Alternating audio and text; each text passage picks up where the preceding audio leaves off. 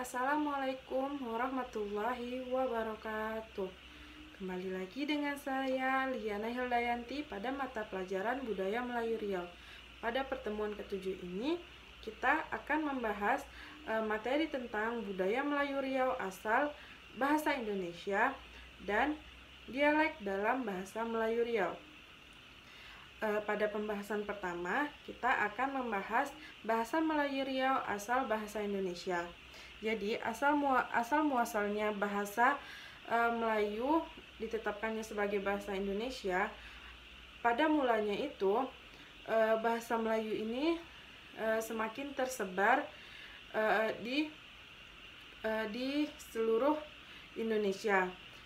Sementara penjajah dan Belanda harus menghadapi kenyataan bahwasannya orang-orang dari bangsa mereka sendiri lebih fasih menggunakan bahasa Melayu dibandingkan bahasa mereka sendiri. Dan kejadian semakin itu pun semakin banyak dan semakin meninggi. Karena keadaan itulah, mau tidak mau penjajah dari Inggris dan Belanda itu menjadikan bahasa Melayu sebagai pengantar bahasa di sekolah yang mereka dirikan. Yang lebih penting ialah penyebaran sekolah yang mereka dirikan itu sampai kepada pos-pos VOC yang tidak hanya di daerah Batavia atau yang sekarang disebut sebagai daerah Jakarta. Bahasa tersebut tersebar hingga ke Ambiona atau yang sekarang dikenal sebagai Ambon, Ternate, Bacan hingga ke Manado. Dengan kata lain, selain naiknya gengsi bahasa Melayu yang digunakan di sekolah yang didirikan oleh Belanda dan Inggris, penggunaannya juga menyebar luas lama dan mempermudah diterimanya bahasa itu kelak menjadi bahasa Indonesia. Keadaan-keadaan demikian juga menyebabkan pemuda-pemuda yang berada dalam pengaruh penjajahan Belanda akibat Perjanjian London yang terjadi pada tahun 1824, sebagaimana disebutkan pada bagian atas yang mengikrarkan perlunya suatu bahasa kebangsaan dalam sebuah negara. Berasal dari berbagai organisasi pemuda yang seperti Jong Java, Jong Celebes, dan Jong Sumatera. Pada tanggal 28 Oktober 1928, mereka menyatakan diri sebagai bangsa Indonesia dengan satu bangsa, yakni bahasa Melayu Riau yang kemudian disebut sebagai bahasa Indonesia. Peristiwa ini dinamakan Sumpah Pemuda.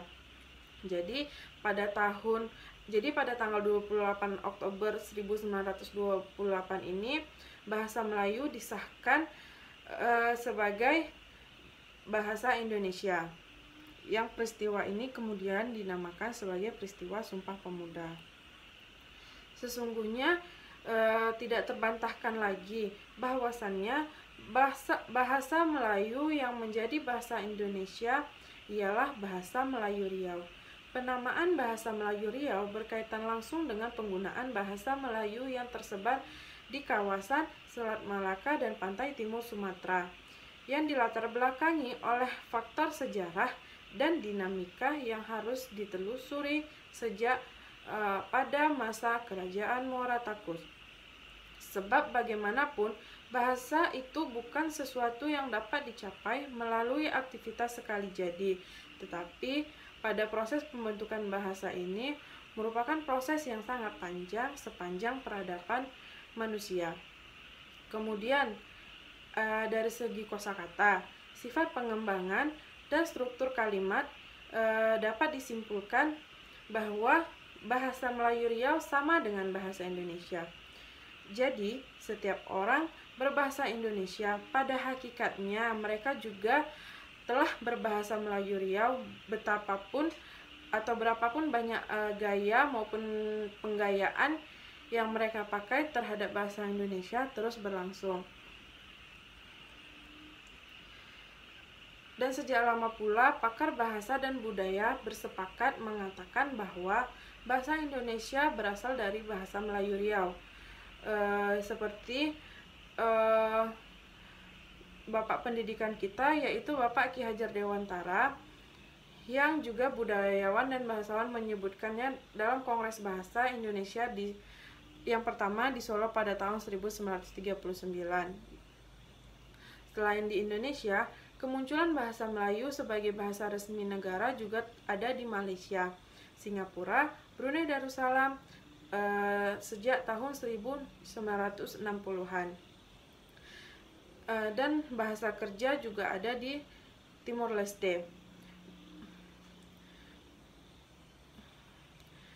Di Timor Leste juga seiringan dengan kemerdekaan negara tersebut, tapi hanya di Indonesia nama bahasanya menjadi nama bahasa Indonesia, sedangkan di Malaysia dan negara tetangga lainnya tetap menyebutkan sebagai bahasa Melayu. Namun di Malaysia sempat menyebut bahasa Melayu itu sebagai bahasa Malaysia, namun kemudian kembali menjadi bahasa Melayu. Mungkin akan timbul pertanyaan, jika bahasa Melayu Riau sama dengan bahasa Indonesia, mengapa terdengar berbeda dalam penyebutan suatu kata? Sebutlah contoh dalam bahasa Indonesia, yakni di mana, sedangkan sebutan dalam bahasa Melayu yaitu di mana. Untuk ini, memang ada catatan, yaitu bagi bahasa Melayu Riau, sebutan kemana itu ialah kata yang sudah dibakukan. Baiklah, selesai sudah pembahasan bahasa Melayu sebagai bahasa Indonesia. Selanjutnya kita akan masuk ke dalam materi selanjutnya, yaitu dialek dalam bahasa Melayu Riau. Jadi secara garis besar dialek bahasa Melayu Riau ini dibagi menjadi 6 kelompok seperti yang diungkapkan oleh UU Hamidi pada tahun 2006. Jadi yang pertama itu ada dialek masyarakat asli. Dialek masyarakat asli ini ialah ragam bahasa tertua yang ada di Riau. Ragam ini dipakai oleh komunitas adat yang tergolong pada Proto-Melayu seperti masyarakat Sakai dan yang banyak tinggal di Kabupaten Bengkalis, dan suku Talang Mama yang kebanyakan tinggal di Indragiri Hulu. Pemakaian dialek masyarakat asli ini amat terbatas, yakni di lingkungan masyarakat itu sendiri. Selanjutnya ada dialek Petalangan. Dialek Petalangan ini lebih mudah dari dialek masyarakat asli. Penuturan dialek ini sebagian masih berada di pinggir-pinggir hutan yang dilintasi sungai. Sebagian besar masih tinggal di Kabupaten Pelalawan. Dari penuturan masyarakat setempat, terkesan bahwa dialek Petalangan merupakan dialek campuran dari 4 dialek, yakni ada dialek Kampar, dialek Rantau Kuantan, dialek Riau Pesisir, dan dari bahasa Minangkabau. Seperti dialek masyarakat asli, pemakaian dialek Petalangan tidak begitu luas. Selanjutnya itu ada dialek Rokan. Jadi dialek Rokan ini pemakaiannya ini berada di sepanjang Sungai Rokan.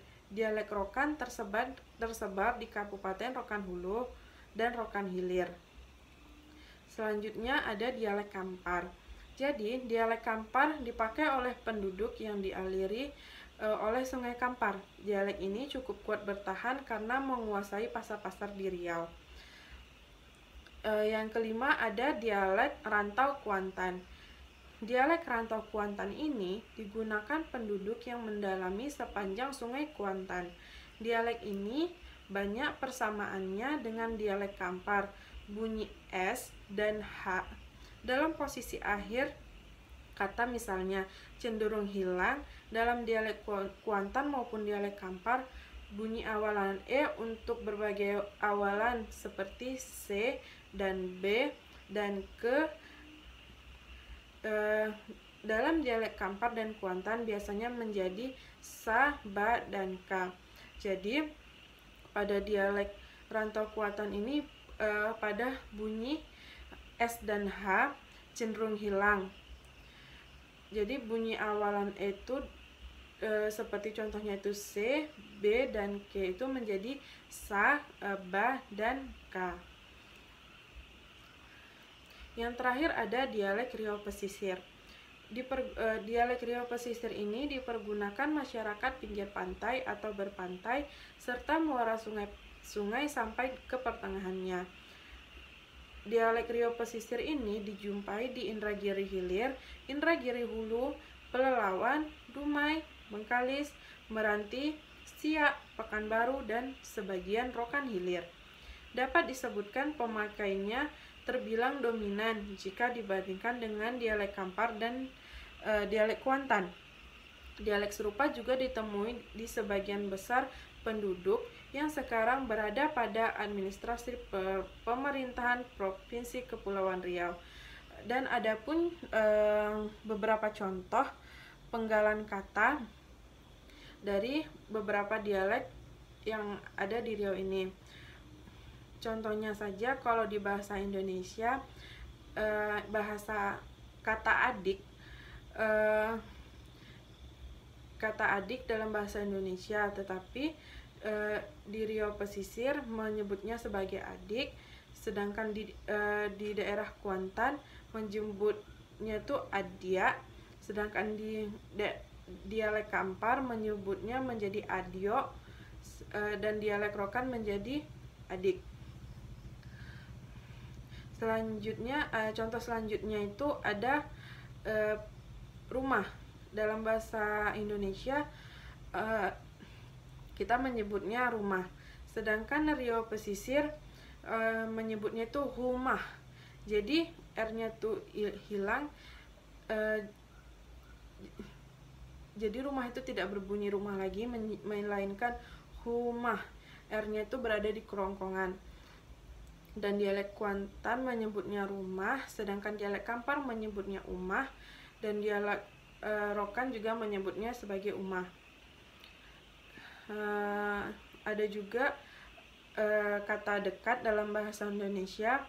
Riau Pesisir menyebutnya dekat, sedangkan dialek Kuantan menyebutnya doke, sama juga dengan Kampar dan Rokan menyebutnya juga doke. Contoh terakhir yaitu pada bahasa Indonesia kata mengapa, kita menyebutnya mengapa, namun di dialek Riau Pesisir itu mereka menyebutnya mengape, sedangkan dialek Kuantan menyebutnya, dialek Kuantan, Kampar, dan dialek Rokan menyebutnya mengapo. Jadi terlihat perbedaannya kan. Untuk contoh-contoh selanjutnya, peserta didik dapat melihatnya di modul yang telah disediakan. Baiklah, saya akhiri materi kali ini. Untuk peserta didik, jangan lupa memahami modul dan mengerjakan soal yang telah disediakan di psikologi. Baiklah, saya akhiri dengan Assalamualaikum warahmatullahi wabarakatuh.